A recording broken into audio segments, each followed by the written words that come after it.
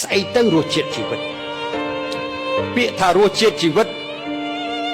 ជារឿងរ៉ាវដែលកើតមកលើយើងគ្មានទីបញ្ចប់រហូតដល់យើងត្រឡប់ទៅវិញល្អល្វីងចត់ផ្អែមនឹងហើយហៅថារសជាតិជីវិតអ្នកណាទ្រាំស៊ូបានប៉ុណ្ណាមុខញញឹមបានប៉ុណ្ណាមួម៉ៅប៉ុណ្ណានឹងសិតតែរសជាតិជីវិតនៅលើโลกនេះរឿងដែលកើតមកលើយើងអត់គ្រប់គ្រងបានទេចុះបើយើងអត់គ្រប់គ្រងវាបានយើងត្រូវធ្វើម៉េចរស់ជាមួយវាប៉ុន្តែជៀសវាង complain ល្អូទៅតាមនឹងរឿងដែលកើតឡើងក្នុងជីវិត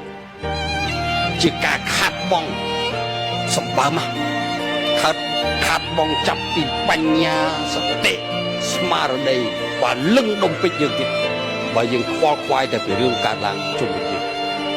បើវាយើងអត់គ្រប់គ្រងវាបានទេរស់ជាមួយវា